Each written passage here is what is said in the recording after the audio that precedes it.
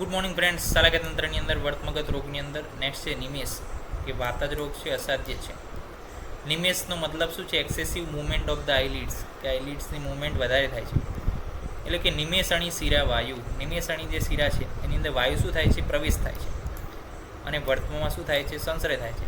એટલે કે વર્તમાં રહેલી નિમેષણી શિરામાં વાયુ પ્રકોપિત થાય અને વર્તમાનની મૂવમેન્ટને શું કરે? વધારે ચાલીએ તે વર્તમાની વધારે પ્રમાણમાં વર્તમાને મૂવમેન્ટ કરાવે અને એ રોગને શું કહેવાય? નિમેષ કહેવાય. તો વાઘભટે પણ એ કીધું વાત વધી જાય છે, પેનલેસ છે, મૂવમેન્ટ એની વધી જાય છે, આઈલિડ્સની અસાધ્ય છે. ટ્રીટમેન્ટની અંદર શું કરવાનું છે? અસાધ્ય છે, પરંતુ એક રાહત થાય એના માટે રાત્રિમાં વાતને સમાન કરવા માટે સર્પીપાન એટલે કે ઘીનું પાન, નેત્રતર્પણ, અક્ષીપૂરણ કરી શકીએ. ચક્રદત્ત અને ભૈષજ્ય રત્નાવલી પ્રમાણે નશ્યકર્મ કરવાનું છે. ગોમૂત્ર સિદ્ધ ઘૃતથી તર્પણ કરવાનું, ગોઘૃતથી, અને નેત્ર પૂરણ કરવાનું ગોઘૃતથી. તો આટલા કેટલાક મેઝર્સ છે કે જે વાતનું શું કરે? સમન કરી શકે છે, કે જે મૂવમેન્ટને ઘટાડવામાં મદદ કરે છે અને જે રાહત આપવામાં મદદ કરે છે. એને બ્લેફરોસ્પાઝમ સાથે સરખાવવામાં આવે છે. આપણે એક વિડીયો જોઈએ કે જેના દ્વારા શું છે આપણને વધારે ખ્યાલ આવે. અહીંયા જોઈ શકો છો તમે કે આની અંદર શું થાય છે? વારંવાર મૂવમેન્ટ થાય છે, વારંવાર જે છે બ્લિંકિંગ મૂવમેન્ટ થાય છે આઈલિડ્સની, જેના કારણે શું થાય છે? ડ્રાય આઈ જેવા સિન્ડ્રોમ જોવા મળે છે, પ્લસ ત્રાવ પણ જોવા મળે છે. અને આંખનું જે છે આપણને શું જોવા મળે? રેડનેસ જોવા મળે અને કંઈક ફોરેન બોડીનું ઇન્વેઝન થયું હોય એવું પણ આપણને જોવા મળી શકે છે. તો આ એક વિડીયો આપણે જોયો.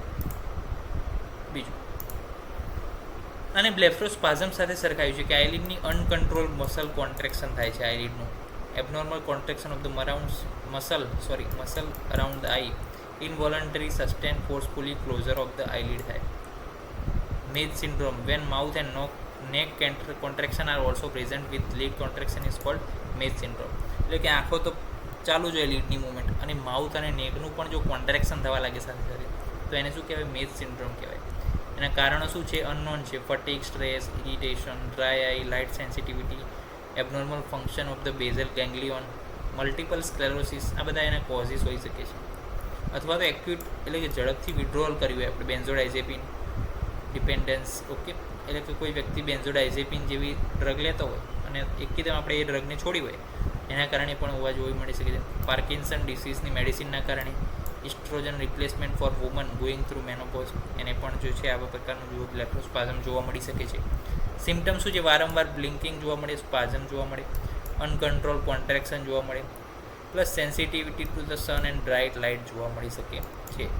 ટ્રીટમેન્ટમાં શું આપવાનું છે? તો કે જો બોટ્યુલિનમના ટોક્સિન આપવાના છે.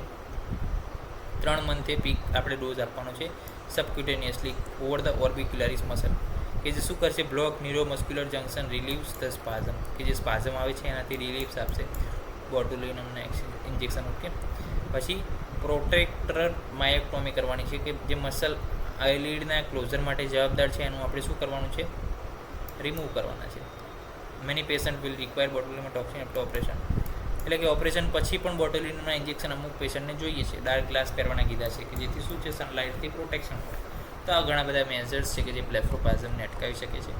અને નિમેષ વર્તમાં આપણે રોગ જોઈએ કે જે અસાધ્ય છે, છતાં પણ આયુર્વેદની અંદર ઘણા એવા મેઝર્સ આપ્યા છે કે જેનાથી પહેલાં વાતનું શમન થાય તો જે મૂવમેન્ટ છે એ ઘટે, જે દુખાવો છે એ ઘટે, થાક છે, આંખનો થાક લાગે છે, જ્યારે આઈલિડ મૂવમેન્ટ વધારે કરે ત્યારે આંખને શું થાય?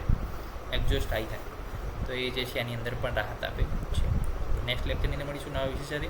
ત્યાં સુધી રજા આપશો. જય હિન્દ, જય ભારત, જય વિદ્યાધન મંત્રી. નમસ્કાર.